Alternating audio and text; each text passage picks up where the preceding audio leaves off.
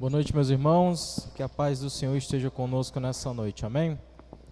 Queria convidar você a abaixar sua cabeça, vamos fazer uma oração, entregar esse momento de culto nas mãos do Senhor. Nós continuamos ainda nesse clima de Natal, com sermões de Natal, então vamos pedir ao Senhor que esteja conosco nesse momento, ministrando aos nossos corações.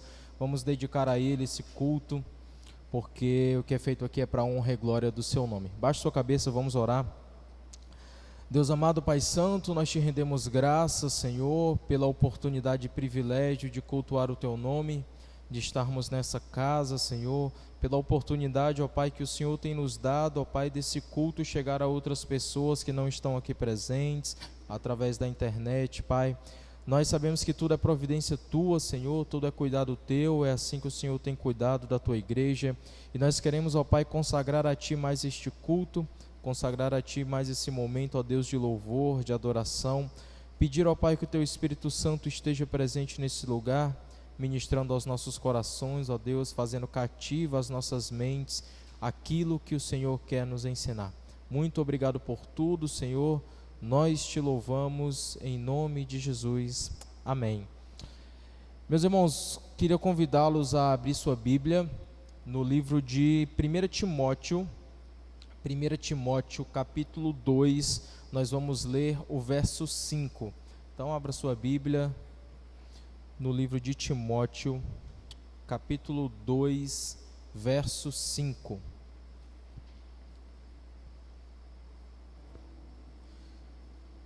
Primeira carta de Timóteo, capítulo 2, versículo 5. Diz assim a palavra do Senhor: Porquanto há um só Deus e um só mediador entre Deus e os homens, Cristo Jesus, homem.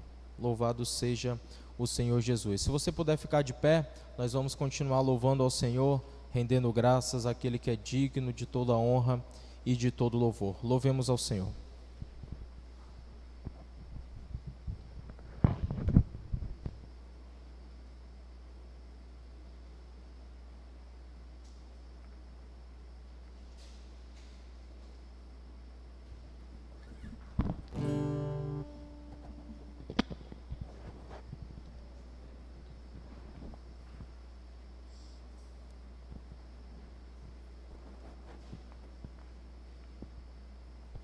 Amém, glória a Deus.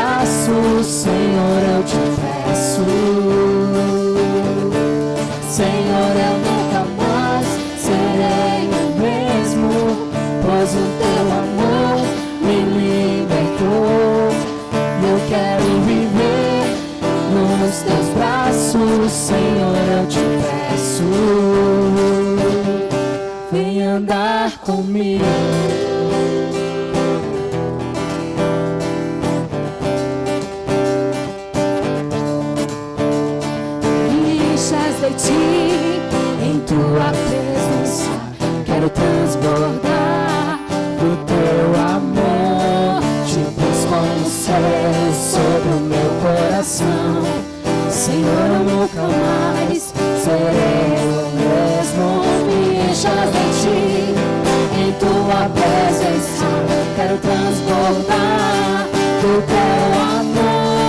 tipos como o céu sobre o meu coração. Senhor, eu nunca mais serei o mesmo. Senhor, eu nunca mais serei o mesmo, pois o teu amor me libertou. Eu quero viver nos teus braços, Senhor, eu te peço. Senhor, eu nunca mais serei o mesmo, pois o teu amor me libertou. Eu quero viver nos teus braços, Senhor, eu te peço. Vem andar comigo.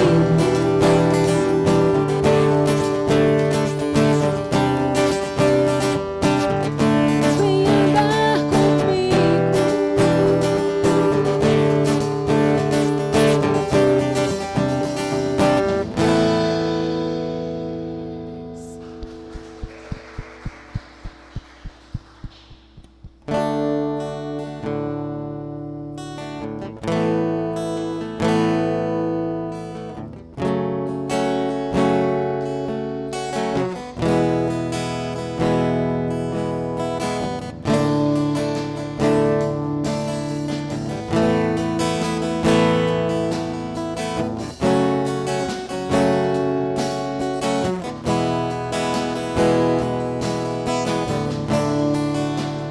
Todos necessitam de um amor perfeito,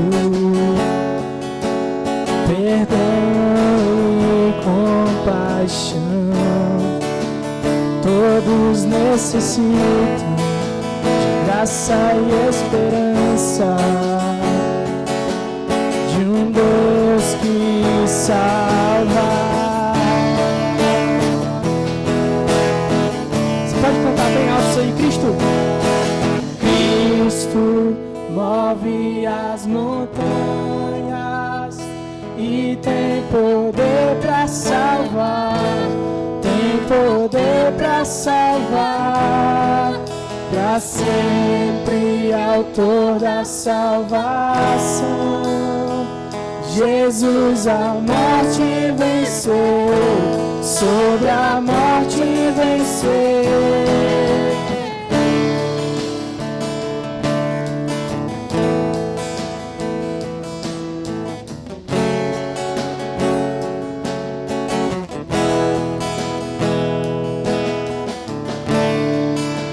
Aceitas com os medos, falhas e temores, enche o meu viver, a minha vida entrego pra seguir teus passos, a ti me rendo.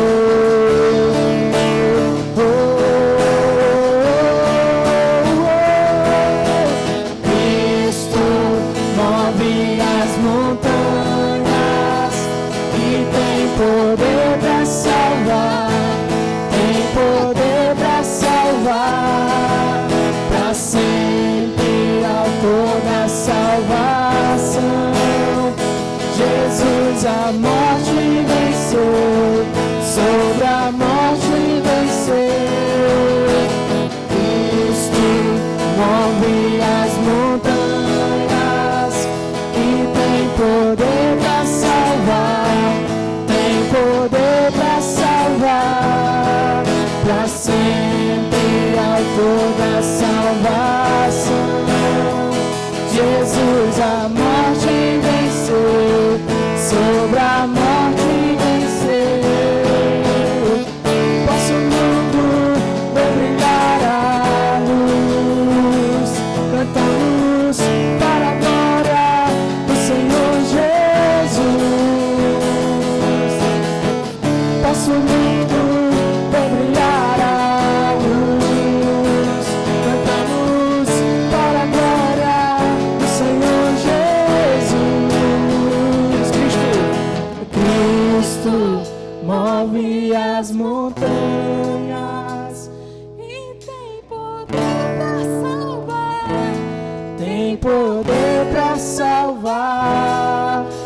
para sempre, autor da salvação.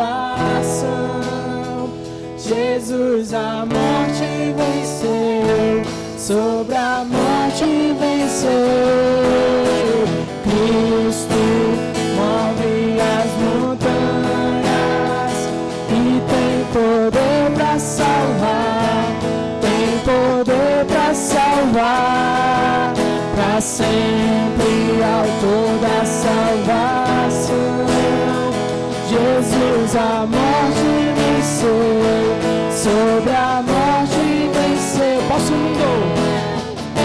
o mundo vai brilhar a luz, cantamos para a glória do Senhor Jesus Cristo.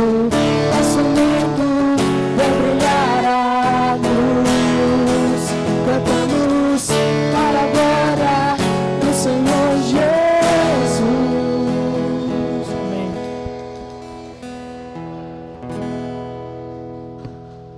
Bem, para encerrar esse momento, a gente vai cantar uma canção que ela foi bem cantada esse ano.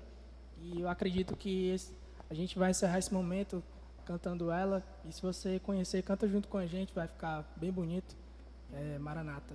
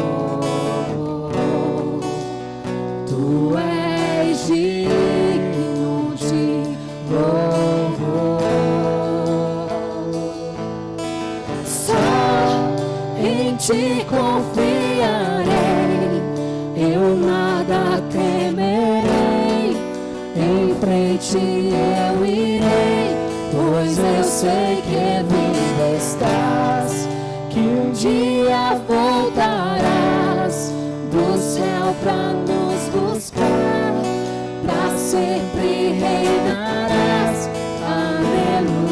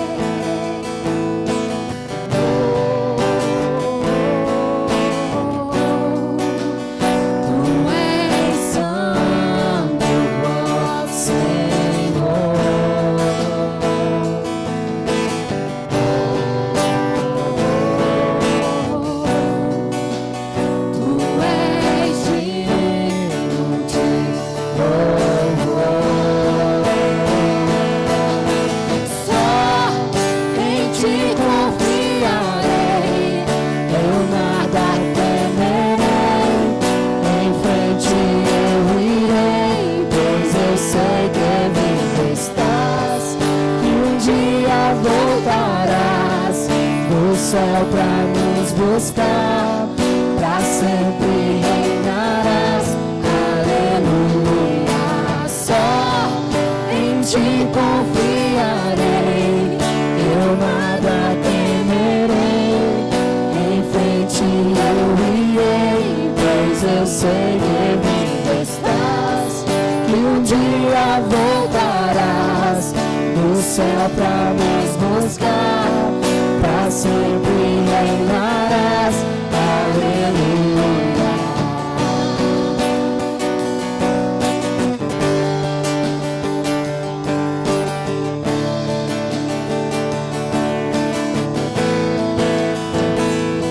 Vem Jesus, vem Jesus.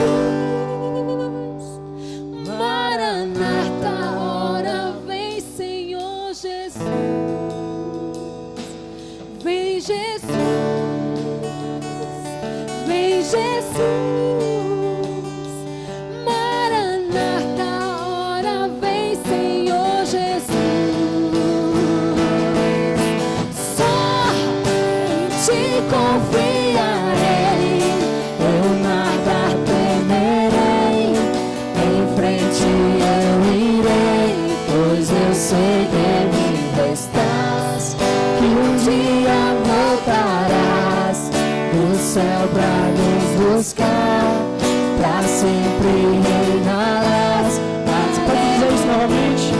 Só em ti confiarei. Ele foi a nossa confiança em 2020, amém? Verei, em frente eu irei, pois eu sei que vivo estás, que um dia voltarás do céu pra nos buscar, pra sempre reinarás. Aleluia. amém.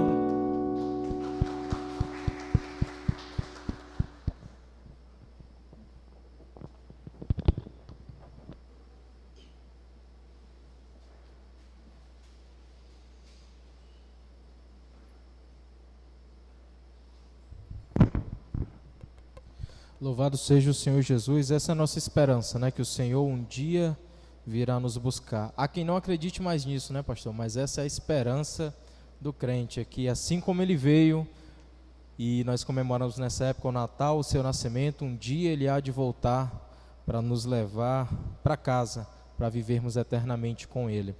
Meus irmãos, eu queria convidá-los a continuarem um momento de adoração, dessa vez com os nossos dízimos e ofertas. Nós temos passado por um ano muito difícil e são os nossos dízimos e ofertas que mantêm essa casa funcionando, mantêm as pessoas que prestam trabalho nessa casa aqui com seu salário, e nós ajudamos também com as nossas ações sociais, e tudo isso vem dos nossos dízimos e ofertas.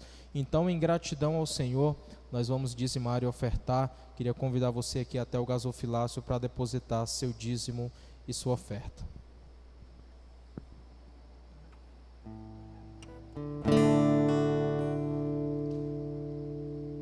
Eu vejo a glória do Senhor hoje aqui, a tua mão, o teu poder sobre mim. Os céus abertos, hoje eu vou contemplar o amor desse nesse lugar. Eu vejo a glória do Senhor hoje aqui, a tua mão, o teu poder sobre mim. Os céus abertos, hoje eu vou contemplar o amor desse nesse lugar. Eu quero ver agora o teu poder, a tua glória inundando o meu ser. Vou levantar as mãos e vou receber, vou louvando o teu nome, porque eu sinto o Senhor me tocar. Amém. Vamos orar em agradecimento ao Senhor. Deus amado, Pai Santo, nós te rendemos graças, Pai, pelos dízimos e ofertas depositados na tua casa. Que esse dinheiro, Senhor, seja utilizado com responsabilidade, Pai. Que seja aplicado, Senhor, na manutenção da tua casa, na expansão do teu reino, ó Pai, e no socorro ao necessitado. Muito obrigado, Senhor, porque tudo que nós temos, ó Pai, vem do Senhor, e é o Senhor que tem nos sustentado até aqui. Nós te agradecemos em nome de Jesus. Amém. Amém. Meus irmãos, eu tenho certeza que hoje você tem motivos para agradecer ao Senhor, e muitas vezes nós deixamos de separar um momento exclusivo para ter um coração grato diante de Deus por todas as maravilhas que Ele tem feito, porque o Senhor tem nos sustentado, o Senhor tem sustentado a nossa casa, a nossa saúde, o Senhor tem nos livrado do mal, e eu queria reservar e dividir esse momento com os irmãos de gratidão. Nós vamos elevar nossos corações e nossas mentes em oração a Deus, com o coração grato pelo que Ele é e pelo que Ele tem feito nas nossas vidas. Curve sua cabeça, vamos orar ao Senhor em agradecimento nesse momento.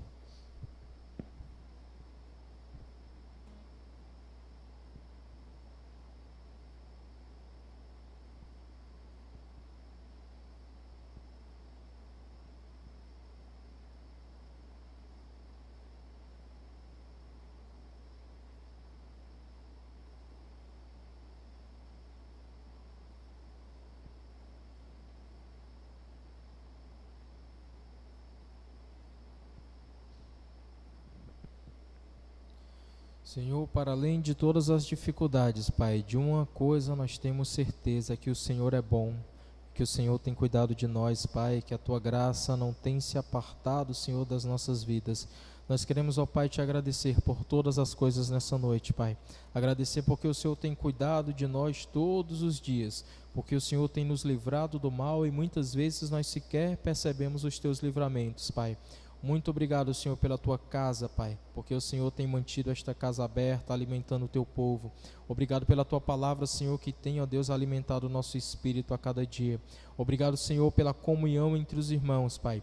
Mesmo com todas as restrições, Pai, o Senhor tem mantido a comunhão entre os irmãos dessa igreja. Muito obrigado, Pai, porque o Senhor tem guardado a nossa saúde, tem guardado a nossa casa. O Senhor, ó Pai, tem nos protegido, ó Deus, na concha das Tuas mãos. Muito obrigado por tudo. Nós, ó Deus, Te somos gratos por todas as coisas, porque nos reconhecemos, Pai, que tudo que nós somos, ó Pai, tudo que nós temos, tudo, ó Pai, que nós possuímos ou recebemos, vem de Ti, vem da Tua maravilhosa graça sobre nós. Muito obrigado por tudo. Nós Te oramos, Senhor, em nome de Jesus. Amém. Amém. Meus irmãos, abra sua Bíblia. Nós lemos no início do nosso culto um texto que estava lá no livro de 1 Timóteo. Então, se você ficou com a sua Bíblia marcada, você vai avançar um pouquinho para o livro de Hebreus, algumas páginas à frente aí na sua Bíblia. No livro de Hebreus nós vamos ler o capítulo 2, versículo 17. Livro de Hebreus, capítulo 2, versículo 17. Diz assim a palavra do Senhor, Hebreus 2:17. Por isso mesmo, convinha que em todas as coisas se tornasse semelhante aos irmãos, para ser misericordioso e fiel sumo sacerdote nas coisas referentes a Deus, e para fazer propiciação pelos pecados do povo. Louvado seja o Senhor. Nós vamos ouvir a mensagem musical, então que nesse momento você já esteja com o seu coração e a sua mente direcionados à palavra do Senhor, ao que o Senhor vai falar aos nossos corações nessa noite. Vamos à mensagem musical.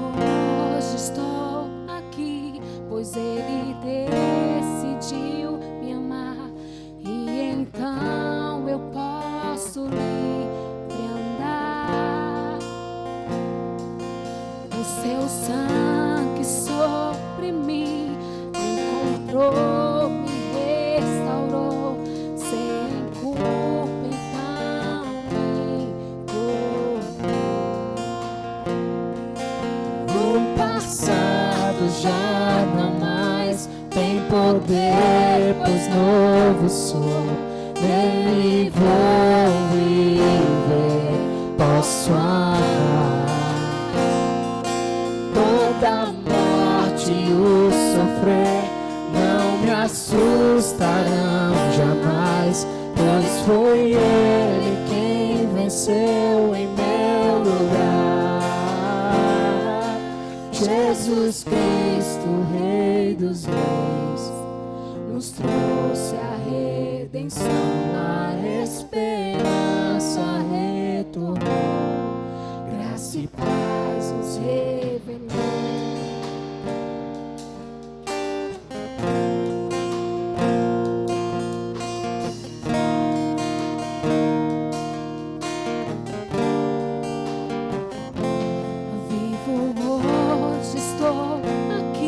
Pois Ele decidiu me amar, e então eu posso livre andar. O seu sangue sobre mim me comprou, me restaurou, sem culpa então me tornou. O passado já não mais tem poder, pois novo sou. Nele vou viver, posso amar. Toda morte e o sofrer não me assustarão jamais, pois foi Ele quem venceu em meu lugar. Jesus Cristo, entregar, vou me render aos seus pés, vou me lançar. Tudo entregar, vou me render aos seus pés, vou me lançar. Tudo entregar, vou me render aos seus pés, vou me lançar. tudo entregar, vou me render aos teus pés, vou me lançar. O passado já não mais tem poder, pois novo sou. Nele vou viver, posso amar. Toda morte e o sofrer não me assustarão jamais, pois foi Ele quem venceu em meu lugar.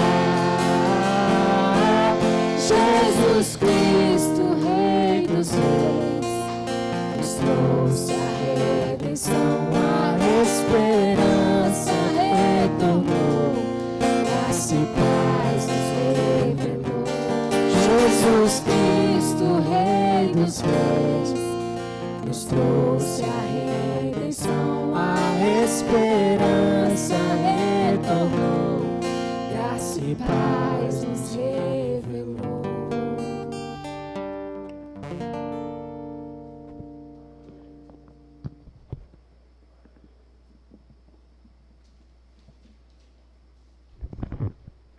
Amém, meus irmãos.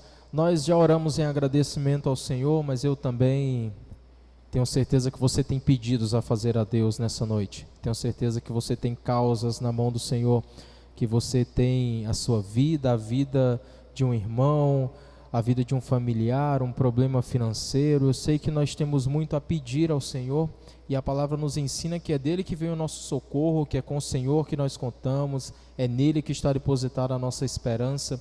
E nós vamos reservar esse momento de oração e intercessão, para que você coloque diante de Deus a causa que tem angustiado o teu coração, coloque a vida de alguns irmãos que nós sabemos que precisam de oração nesse momento.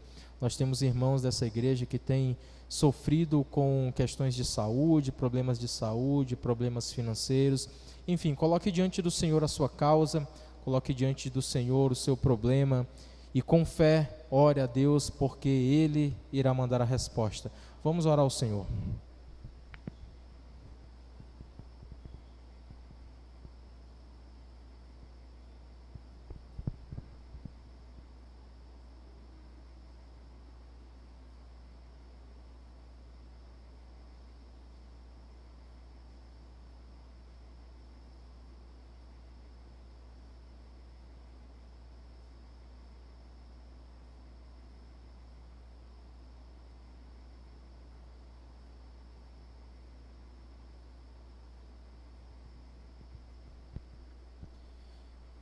Deus amado, Pai Santo, é em Ti, ó Pai, que está a nossa esperança, Senhor.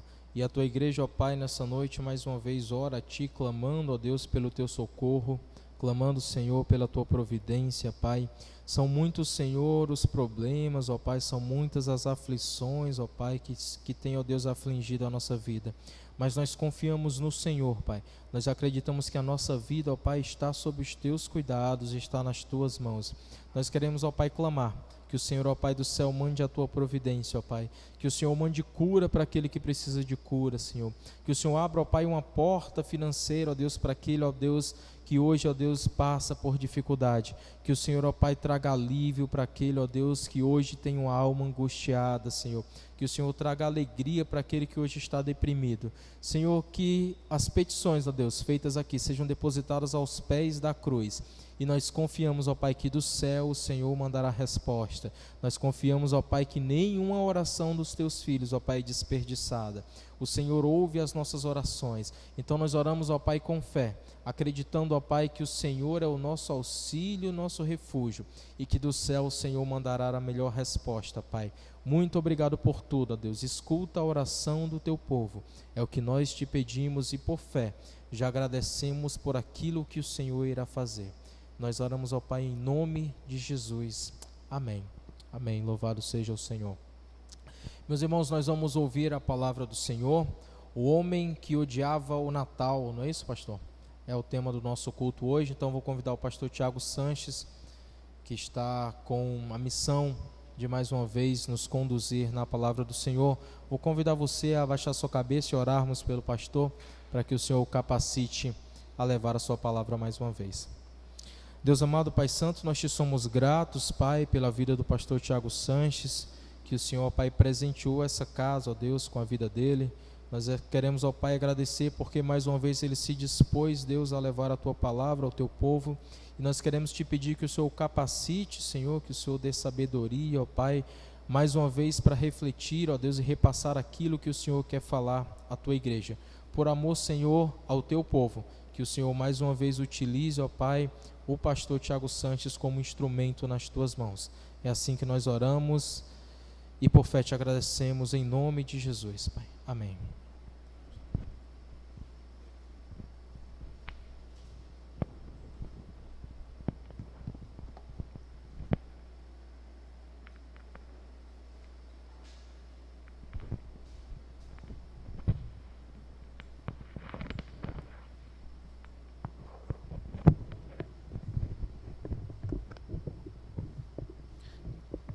Amém, meus irmãos. A paz e a graça do Senhor a todos.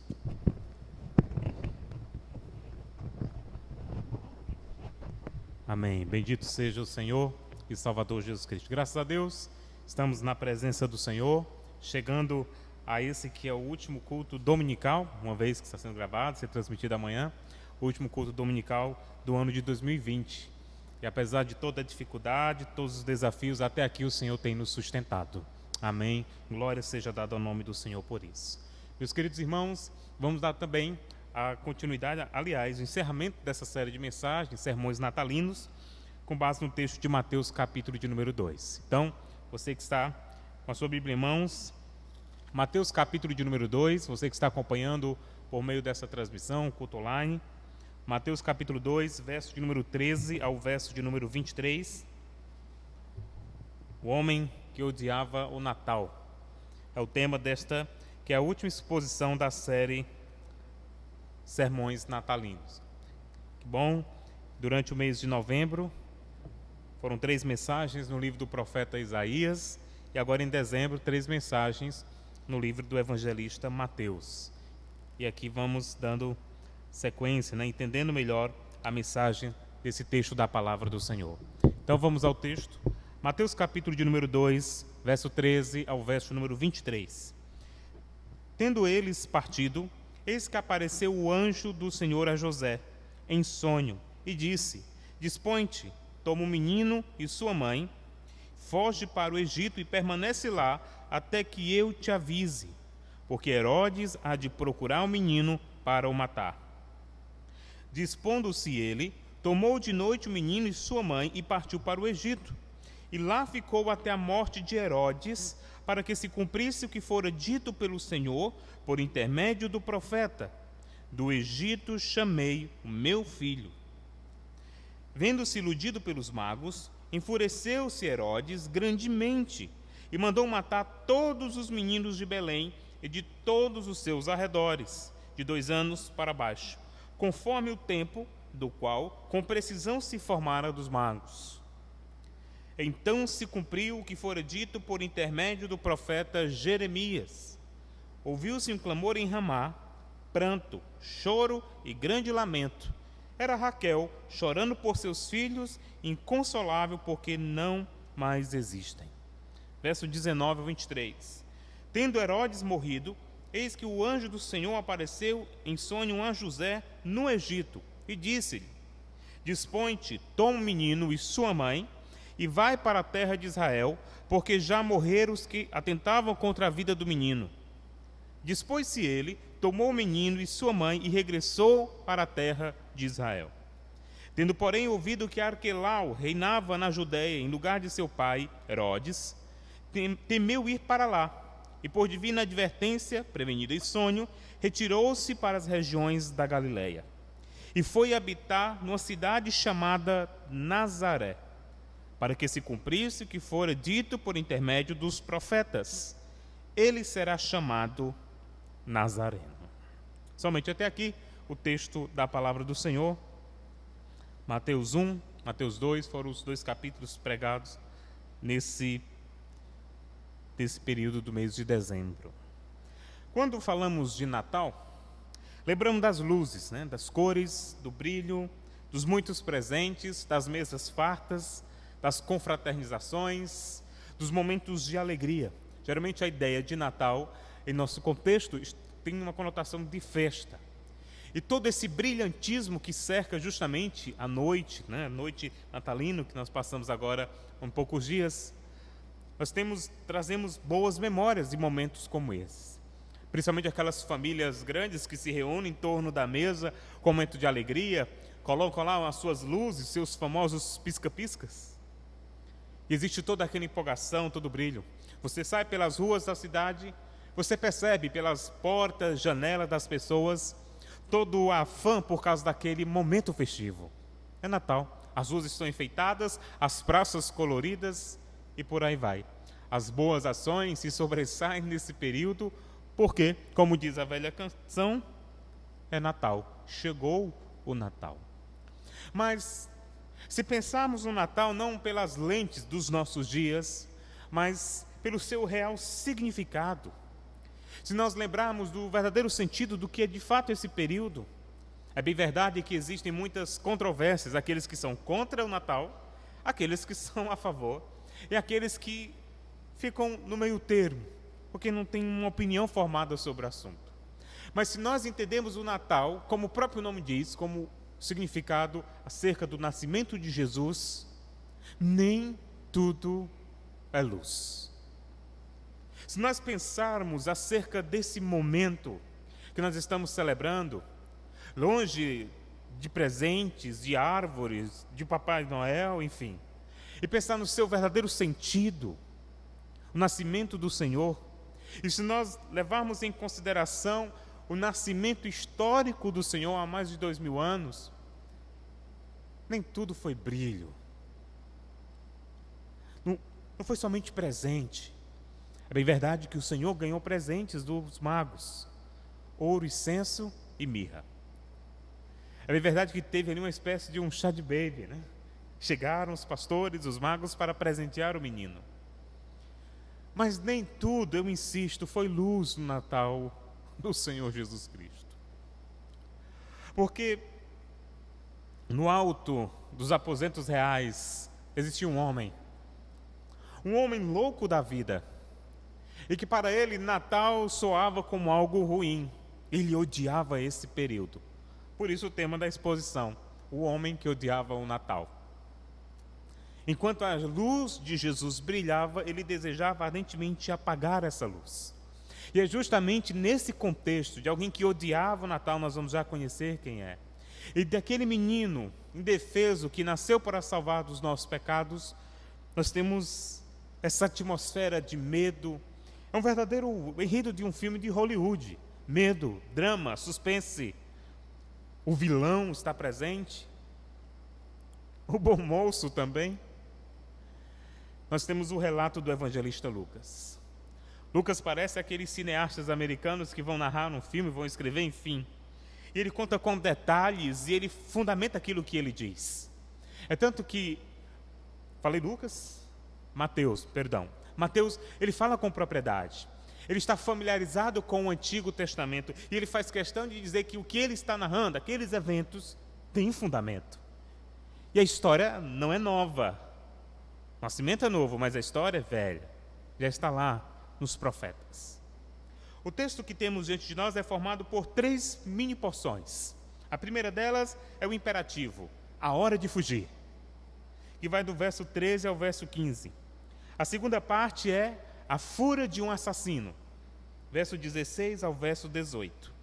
E por fim, voltando para casa, verso 19 ao 23. Parece nomes de filme, mas é justamente essa sensação que Mateus deseja repassar para os seus leitores e para nós. Vamos então ao primeiro relato de Mateus, é hora de fugir, verso 13 ao verso número 15. Observe os detalhes desse texto. Tendo eles partido, eles quem? José e Maria? Não, os magos. O texto do verso número 13 está conectado à estrutura anterior. Os magos foram visitar o menino Jesus, os magos do Oriente, como nós vimos semana passada, provavelmente lá dos lados da Pérsia, hoje o atual Irã, provavelmente, é uma especulação. E eles trouxeram o presente para o menino Jesus. E eles disseram para José e Maria o seguinte: Herodes mandou que avisássemos onde nasceria o menino. Mas aprove ao Senhor revelar-se a esses homens por meio de um anjo e dizer: não vá até Herodes, não diga para ele onde o menino está. Fujam, vão por outro lugar. Então eles partiram. E o verso 13 diz: eis que apareceu o anjo do Senhor a José em sonho e disse: dispõe-te, toma o menino e sua mãe, foge para o Egito e permanece lá até que eu te avise. Ora, os magos tinham ido embora, eles tinham voltado para a sua terra. Nós não sabemos quantos dias de viagem. Provavelmente uma viagem longa, debaixo de um sol escaldante. Não sabemos se eles andavam a cavalo ou de camelo, provavelmente a camelo, eu acredito que sim. Mas agora, mais uma vez, pela terceira vez, para ser mais exato, o anjo aparece a José. José é um homem crente, é um homem piedoso, é um homem que buscava a Deus, estava em plena comunhão com Deus. E agora o anjo aparece para José e meio que dá continuidade à conversa dos magos. Ele diz: José, o Senhor já disse para os magos que eles deveriam ir por outro lugar, mas você, agora, fica atento à ordem. Você, José, vai pegar sua mulher, Maria, e o menino Jesus. E vocês vão fugir. Vocês vão fugir para as terras do Egito. Meus queridos irmãos, nesse tempo, o Egito era o lugar mais adequado para se fugir. Basicamente por 2 motivos. O primeiro, por ser uma província romana que ficava a 120 quilômetros da região de fronteira, além de ter mais de 1 milhão de judeus, o que favorecia a adaptação da família. Eles estavam na terra da Palestina, nas terras palestinas, eles estavam em Belém, mas eles deveriam descer via o sul, chegar na região de fronteira, o que hoje nós chamamos de faixa de Gaza, e passar para o lado egípcio. 120 quilômetros, caminhando em meio aos desertos de Israel e aos desertos do Egito. Somente um homem crente suficiente para seguir esta ordem. E José era um homem crente. O interessante é que Mateus parece dizer que a história de Jesus é uma repetição do passado. Quando Mateus escreve esse relato, ele tem em mente a pessoa de Moisés. Porque Moisés também foi assim, ele teve que fugir para o Egito com seus antepassados. E depois lá do Egito ele teve que fugir para um deserto. E depois aprova o Senhor trazê-lo do deserto e retornar ao Egito como libertador. Mas agora Mateus está falando de um novo Moisés. Ele é diferente, porque ele não é só homem de Deus, ele é Deus e homem ao mesmo tempo. Ele é diferente de todos os outros. E ele está indo com seus pais para a terra do Egito, e lá era favorável para eles. era uma província romana. Ou seja, José e Maria estavam habituados em morar em províncias romanas. Porque na época que Jesus nasceu, Roma era o grande império mundial. E as terras onde Jesus estava com a sua família, José e Maria, eram terras gerenciadas pelos romanos. Era a grande potência militar daquele tempo. Então essa era a primeira vantagem, porque José iria para uma terra onde a província romana estava ali presente. Então, de alguma forma, ele estaria habituado com algumas práticas, alguns costumes. Mas a segunda razão que fez com que o Senhor Deus ordenasse que José e Maria seguissem para o Egito é porque, apesar do Egito ser uma província romana, aquela região não era gerenciada por Herodes. Sendo assim, eles estavam fora de perigo. José e Maria não tinham outra opção.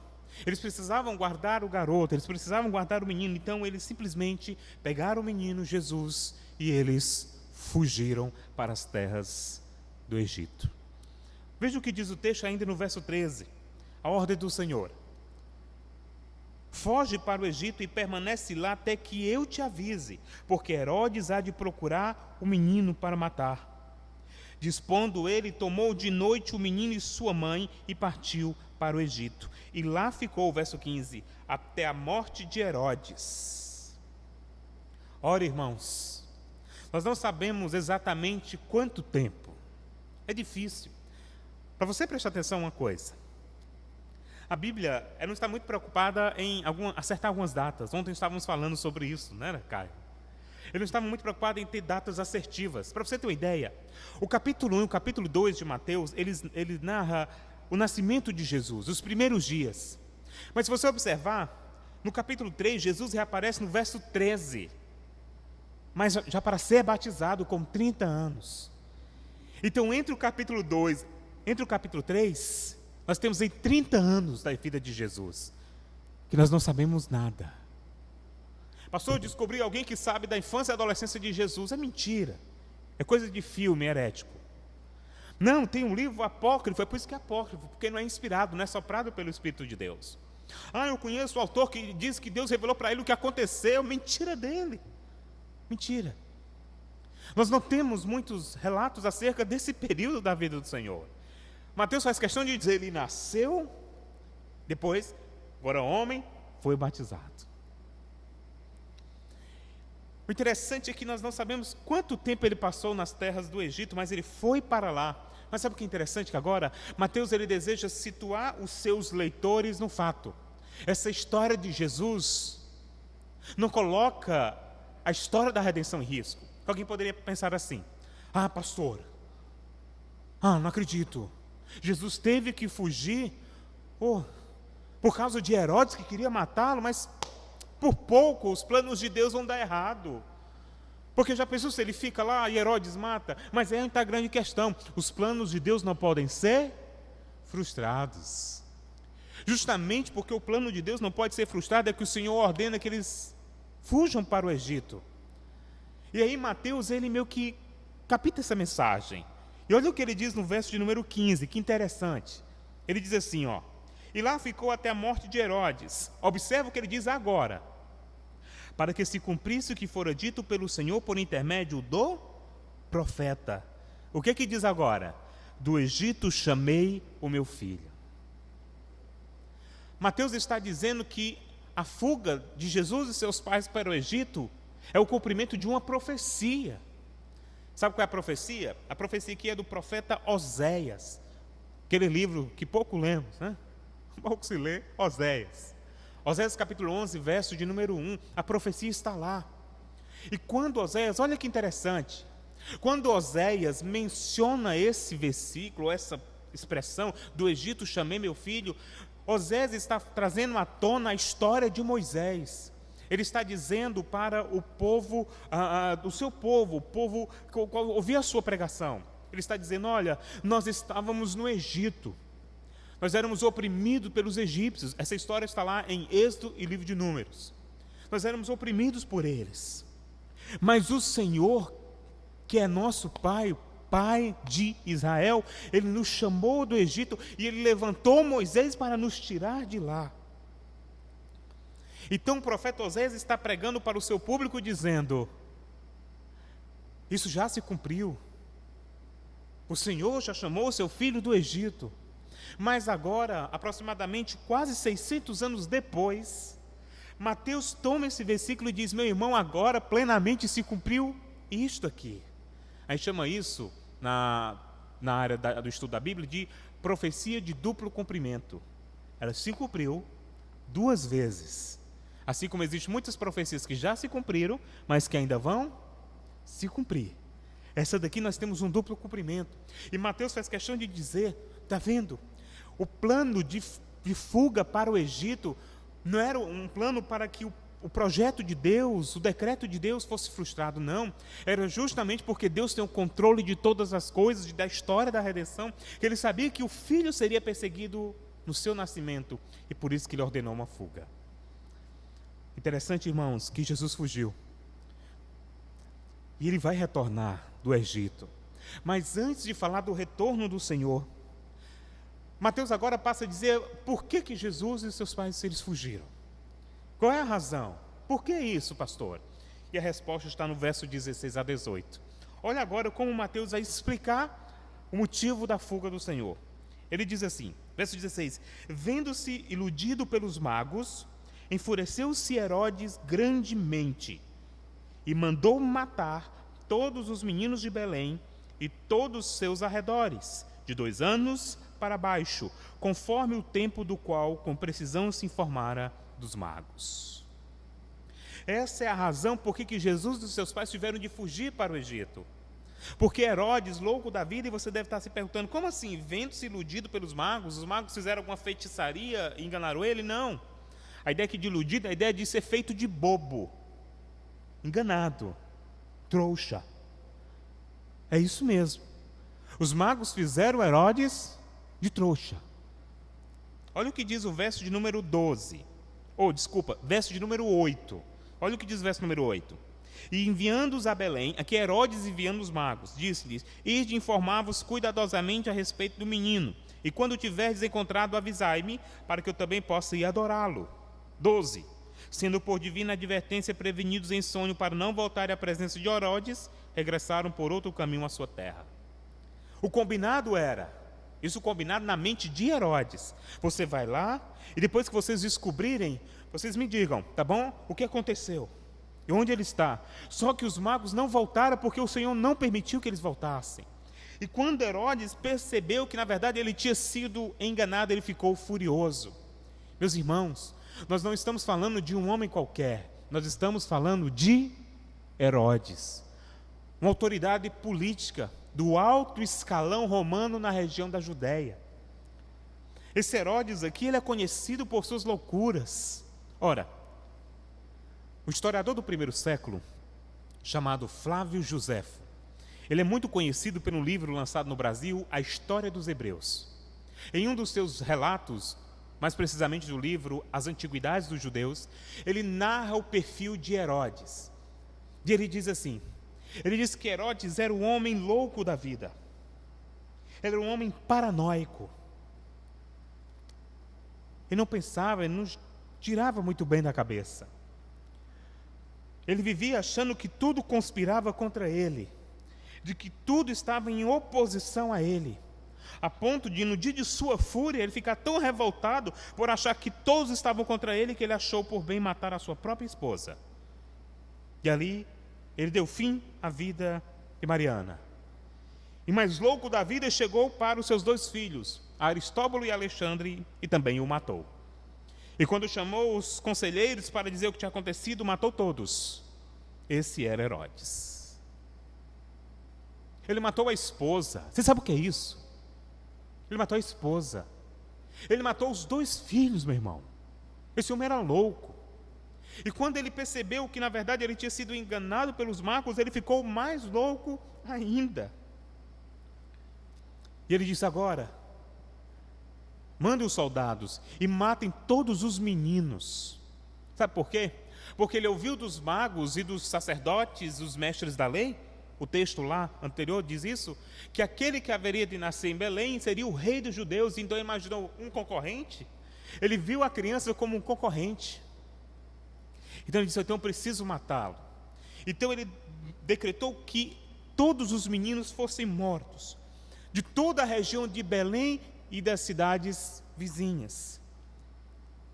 Belém fica a apenas 8 quilômetros de Jerusalém. Os magos partiram na mesma noite, e talvez tenham partido na mesma noite que tiveram o sonho. O mesmo pode ser dito de José e Maria. O limite de 2 anos de idade visava impedir que Jesus vivesse.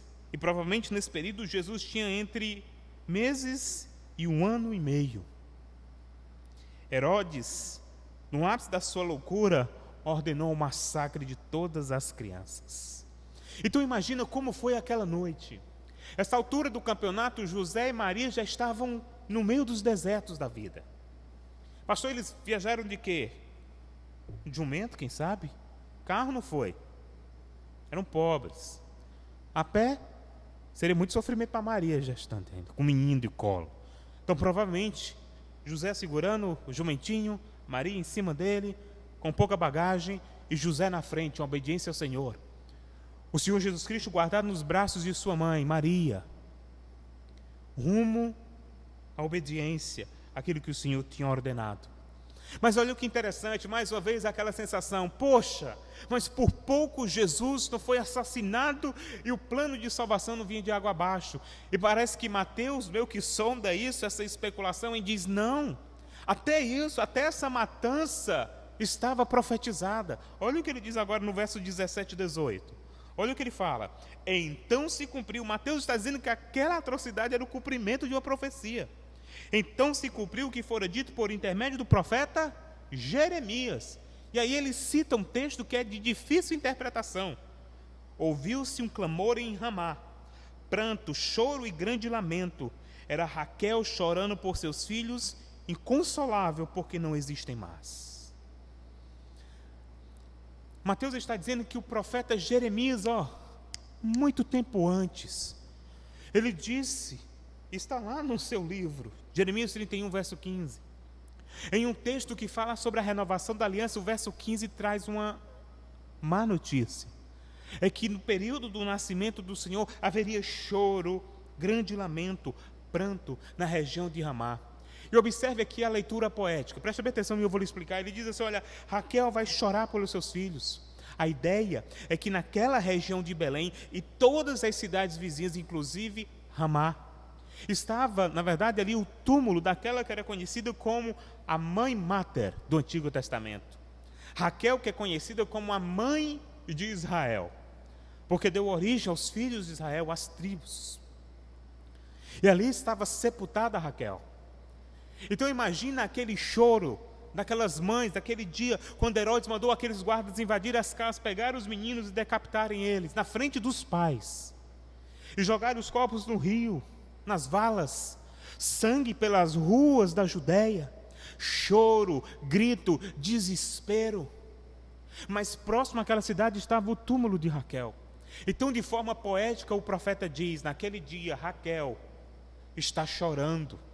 Não está dizendo que dentro do túmulo ela está chorando. Ele está falando aqui uma espécie de uma licença poética. Ele está dizendo que Raquel, mesmo no seu túmulo, chora ao ver a tristeza e a morte dos seus filhos. É como, por exemplo, se nós disséssemos assim, fulano de tal, a mãe dele morreu, já está morta há algum tempo, e agora ele sofreu um acidente. Ele diz, a mãe dele deve estar chorando agora. Nós não estamos levando isso ao pé da letra, nós estamos dizendo na atmosfera de tristeza. Então o profeta está dizendo, haverá um dia de tristeza naquela região, e Mateus está dizendo, esse dia de tristeza é hoje. Naquele tempo, ok? Quando ele diz que haveria choro, tristeza, por causa das loucuras de Herodes. Sabe por quê? Porque Herodes era o homem que odiava o Natal. Era um homem terrível, um homem sanguinário, um homem louco. Ele não pensava, ele somente agia de forma violenta e maltratava a todos.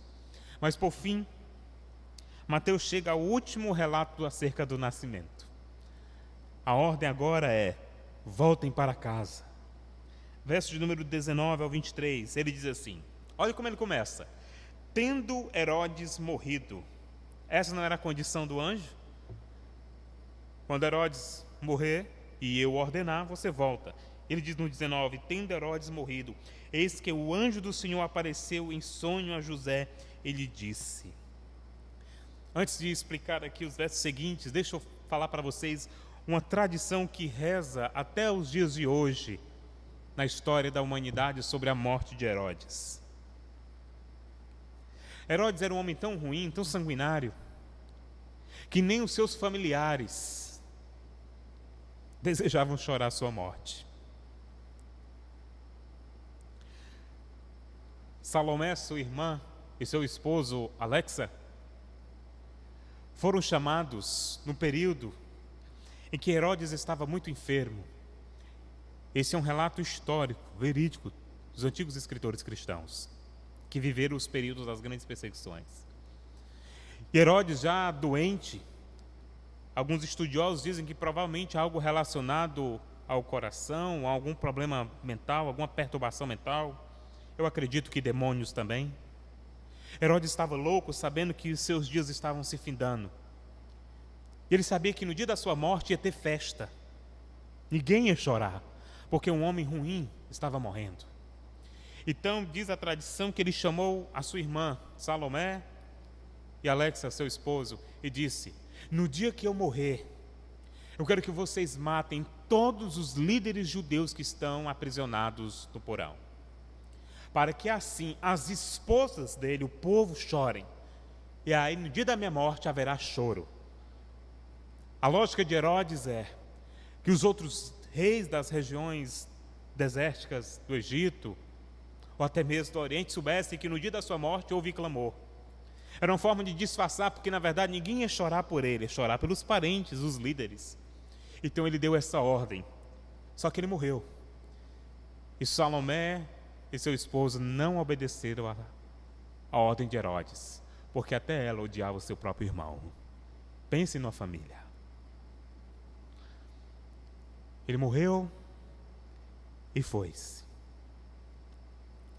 E quando ele morreu, o anjo do Senhor voltou a José, foi lá onde ele estava, verso de número 19, e disse, foi lá no Egito, e disse, verso 20, dispõe-te, José, ou seja, fica em pé, José, toma o menino e sua mãe e vai para a terra de Israel, porque já morreram os que atentavam contra a vida do menino. Dispôs-se ele, tomou o menino e sua mãe e regressou para a terra de Israel. José agora toma atitude juntamente com a sua esposa. Nós não sabemos exatamente qual a idade de Jesus aqui. Nós não sabemos quanto tempo passou, se Jesus agora já tinha 3 anos, 4, 5, enfim. Nós sabemos que Jesus viveu como refugiado uma parte da sua vida. Está aqui o exemplo disso. Jesus foi um refugiado. Mas agora é hora de voltar. E José está voltando para a sua terra, para a terra do seu povo. Só que ele toma conhecimento, verso 22, tendo porém ouvido que Arquelau reinava na Judéia, em lugar de seu pai Herodes. O que é que diz o texto? Temeu ir para lá. Mas é óbvio, José sabia que essa família era louca. Essa família era só de gente ruim. Essa família toda odiava o Natal. Todos odiavam o Cristo. Família do diabo aqui. Sanguinários, violentos. Marido matando esposa, pai matando filho, irmão matando o outro. Era assim que era a família de Herodes na região da Judéia. Terríveis. E quando José tomou conhecimento que Arquelau agora era o rei, ele temeu, porque vai que ele é igual o pai. Ora, irmão, José era um homem prudente. Ele não era insensível à realidade do seu tempo. E ele temeu. E de fato isso foi confirmado, porque olha o que diz o final do 22. E por divina advertência, prevenido em sonho, retirou-se para as regiões da Galiléia. Ou seja, mais uma vez o Senhor chegou e disse: José, é isso mesmo, suas percepções não estão erradas. Vá para o outro lugar, vá para as regiões da Galiléia. E aí o verso 23 encerra: e foi habitar numa cidade chamada Nazaré, para que se cumprisse o que fora dito por intermédio dos profetas, ele será chamado Nazareno. Sabe o que é interessante aqui? Que Mateus, pela 3ª vez, ele cita o Antigo Testamento, mas aqui ele diz o que fora dito pelos profetas, e não existe Nenhum versículo no Antigo Testamento que diga exatamente isso. E as pessoas perguntam, mas por que Mateus citou isso? Provavelmente Mateus está citando uma interpretação comum de sua época. Como as pessoas interpretavam algumas mensagens relacionadas ao Nazareno. E provavelmente Mateus tem em mente, sabe o quê? O relato de Isaías 53, o texto que nós pregamos no mês passado, do servo sofredor, quando diz que ele era sem forma, sem formosura, era um homem comum de dores, que sabe o que é padecer. E por que ele está falando isso? Porque a região de Nazaré era uma região muito pobre. Jesus foi com seus pais para a região mais pobre que tinha na Galileia.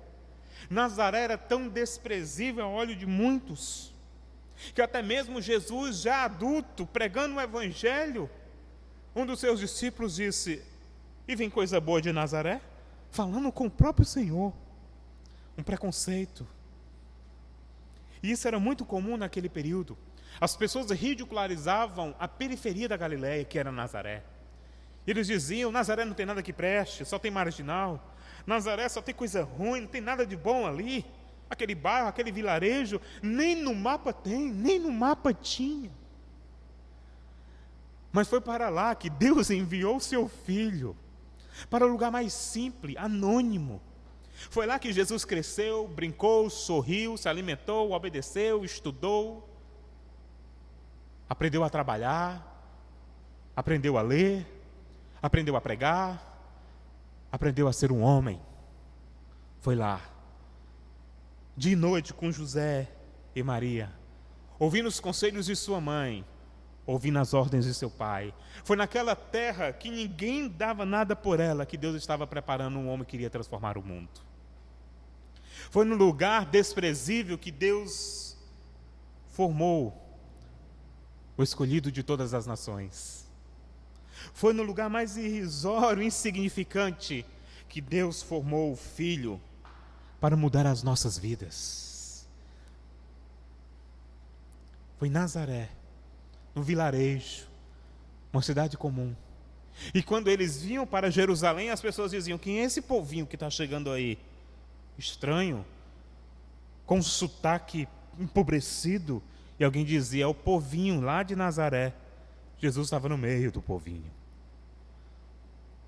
O Senhor Deus não estava preocupado com rótulos, mas com a grande mudança que o Filho operaria.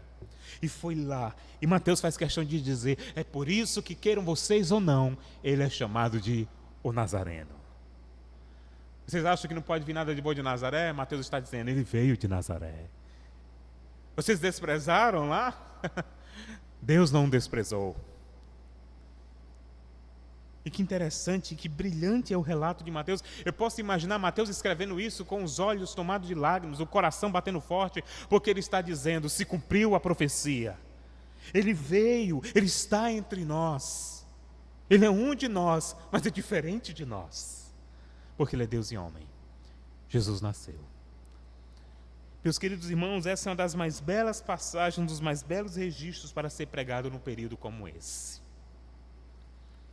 Com esse texto, encerramos um dos mais belos relatos das Escrituras, o nascimento do menino Jesus. Uma etapa da vida do Senhor cheia de emoções, perigos, com um enredo marcado pelo drama, suspense, momentos de alegria e medo, mas acima de tudo com um final feliz. O menino de Nazaré se tornou homem, mas não um homem qualquer, o Deus encarnado que veio morrer pelos nossos pecados. E quais as lições que nós podemos tirar desse belíssimo relato de Mateus, do verso 13 ao 23? Eu quero aqui encerrar com 3 lições preciosas com base nesse texto. A primeira delas é o seguinte: Deus é fiel, pois Ele cumpre as suas promessas. A narrativa de Mateus acerca do nascimento não é apenas uma contação de histórias, mas, acima de tudo, uma demonstração da fidelidade de Deus em cumprir as suas promessas. Sabe por que nós estamos aqui hoje? Porque Deus é fiel. Sabe por que estamos de pé, chegando ao final deste ano, depois de um ano pandêmico? Porque Deus é fiel. Sabe por que muitos de nós suportamos muitas lutas desta vida? Porque Deus é fiel. Não é mérito nosso, é mérito dele. Se nós somos infiéis, ele permanece fiel. Mateus está nos dizendo, meus queridos irmãos, nós precisamos crer em Cristo, porque ele é Deus fiel. Imagine, eles esperaram muito tempo até a profecia se cumprir. E Mateus agora faz questão de dizer: meus irmãos, a profecia se cumpriu, porque Deus é fiel. Ele é fiel para cumprir. Nós estamos aqui esta noite por causa da fidelidade de Deus. Nós falhamos, nós vacilamos, nós pecamos. Vamos lá. Estamos no último culto dominical deste ano. Quantas vezes nós falhamos nesse ano? Não conta, porque senão você vai se perder. Quantas vezes você disse que ia fazer uma coisa e não fez? Quantas promessas você estabeleceu e não cumpriu? Quantas coisas você estipulou e não alcançou? Sabe por quê? Porque nós somos fracos, nós somos falhos, mas Ele é fiel. Se nós estamos aqui hoje, é porque Ele é fiel. Se nós podemos prestar culto ao Senhor, as nossas famílias estão de pé, é porque Ele é fiel tanto para cumprir a sua palavra, quanto para abençoar e guardar as nossas vidas. Nós somos frutos da fidelidade de Deus e não dos nossos esforços. Louve ao Senhor por sua fidelidade. O ato de ser fiel é o ato de alguém que nós podemos confiar. Eu, como pastor, posso falhar e vou falhar muitas vezes, mas Ele nunca vai falhar. Ele nunca vai vacilar. Ele nunca vai errar. Ele sempre vai acertar. Nós não estamos acostumados com isso. É alguém que acerte sempre. Mas Ele acerta sempre. Ele acerta sempre. Como diz o texto de Deuteronômio 32, verso 4, Ele é a rocha, as suas obras são perfeitas e todos os seus caminhos são retos. É Deus fiel, que não comete erros, é justo e reto, é Ele. Ele é tudo isso. Ele é fiel, meu irmão. Então confie no Senhor. Ele é fiel, porque o que parecia impossível aos nossos olhos, Ele tornou possível, e Cristo veio morrer pelos nossos pecados. A segunda lição desse texto: os sofrimentos de Jesus, desde o seu nascimento, é um indicativo da batalha no qual estamos envolvidos. Acho interessante algumas igrejas e pregadores que prometem uma vida cristã sem problema. Se um dia você ouvir um pregador dizendo assim: depois que você se entregar a Jesus, for um crente, acabou os problemas. A sua vida vai ficar só vitória, só bênção, tudo vai dar certo. Ei, ele te enganou. Ele te enganou. Jesus nunca prometeu um triunfalismo barato. Observe que Mateus faz questão de dizer que desde o nascimento de Jesus que Ele sofre. Imagina, irmãos, uma criança ser ameaçada de morte. Às vezes a minha filha fica doente, o mundo parece que abre assim o chão, eu fico meio perturbado assim. Vanessa, minha esposa, fica angustiada, a gente fica preocupado. Imagina José e Maria com o menino sabendo que estava alguém querendo matar ele. Sabe o que é isso? A vida de Jesus é um indicativo de que a nossa vida também será assim. Uma vida com adversidades. Uma vida com dificuldades. Se Jesus sofreu desde a sua infância, por que nós não podemos sofrer uma etapa da nossa vida? Seríamos nós maiores do que o próprio Senhor Jesus Cristo? Ou melhores do que Ele, mais santo do que Ele? Óbvio que não. Pelo simples fato de Jesus ter sofrido desde o seu nascimento, Ele sabe muito bem o que queremos dizer quando lhe contamos em oração as nossas tribulações. Ele é perfeitamente capaz de simpatizar e entender as nossas dores. Não devemos esconder nada dele, coisa alguma. Devemos fazer de Jesus o nosso amigo íntimo.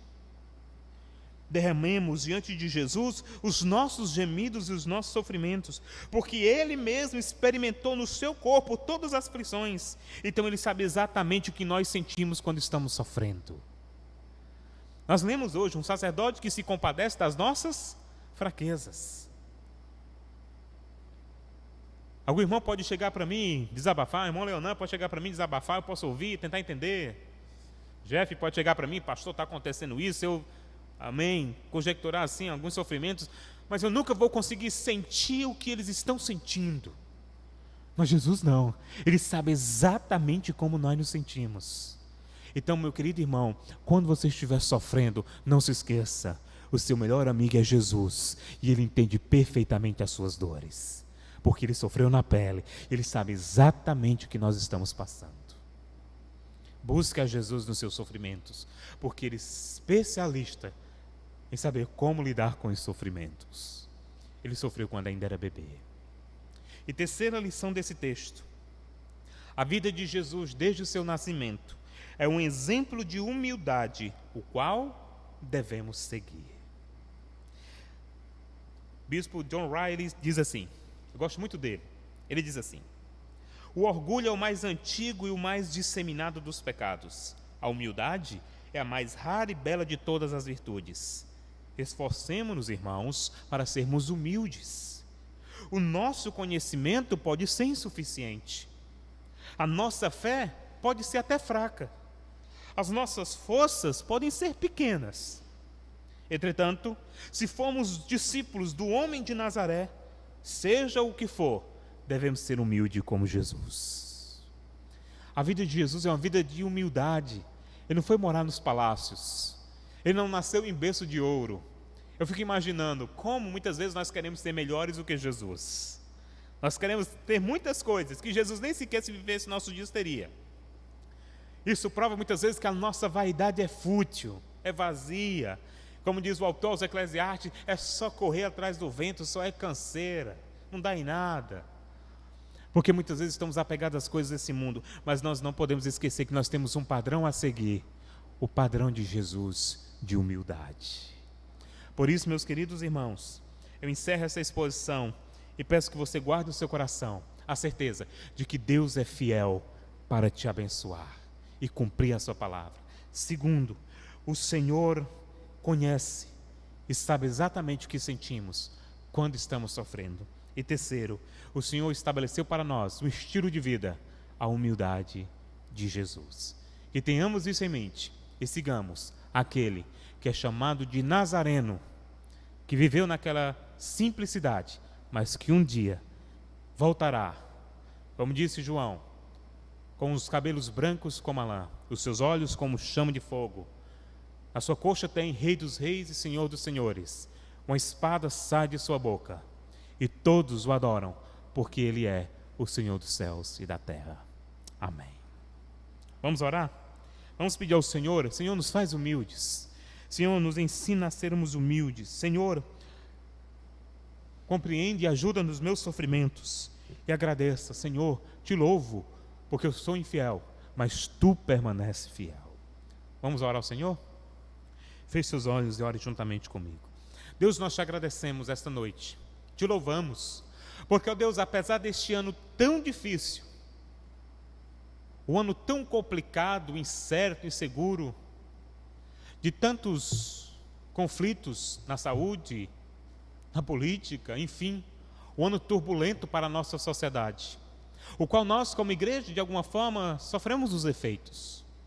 Mas nós te agradecemos, porque se chegamos até aqui, não é porque somos fortes e capazes, mas porque o Senhor é fiel.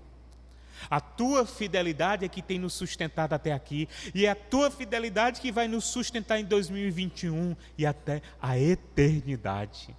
É por causa da Tua fidelidade que nossas famílias estão de pé até hoje, e nós te louvamos por isso. Porque assim como o Senhor foi fiel para cumprir a Tua palavra, o Senhor é fiel para nos abençoar, apesar da nossa infidelidade. Te louvamos, Senhor, porque o Senhor sabe exatamente o que nós sentimos quando estamos sofrendo. Muitas vezes, ó Deus, nós buscamos alguém para conversar, para pedir conselhos, para desabafar, e até encontramos bons amigos e te louvamos por isso. Mas te louvamos mais ainda porque o Senhor é o nosso melhor amigo e sabe exatamente como nos sentimos quando o sofrimento bate à nossa porta, porque o Senhor sofreu desde o seu nascimento. Sua vida esteve em risco. E hoje nós estamos aqui para confessar ao Senhor as nossas tribulações, sabendo que o Senhor nos entende perfeitamente. E te pedimos, ó Deus, tira de nós todo orgulho, tira de nós toda soberba, tira de nós toda falsa humildade, e nos ensine a humildade do Senhor, a humildade de Jesus, de sermos como o Senhor, de andarmos como o Senhor andou. Ó Deus, e que sejamos cada vez mais parecidos com o Senhor. Que esta série de mensagens sobre sermões natalinos fique guardada em nossos corações, com a certeza de que nós temos que celebrar o Natal, mas acima de tudo, nós devemos viver ele todos os dias, porque Jesus há de nascer em nós todos os dias em nossas vidas. E todos os dias, ó Deus, matemos o velho homem, e que todos os dias o novo homem, segundo Jesus, nasça em nós. Abençoe a tua igreja, aqueles que estão ouvindo essa transmissão de culto. Ser com o teu povo, pois assim nós choramos, no nome santo de Jesus. Amém. Amém, meus irmãos. Vamos ficar de pé? Tem mais algum louvor? Não, né?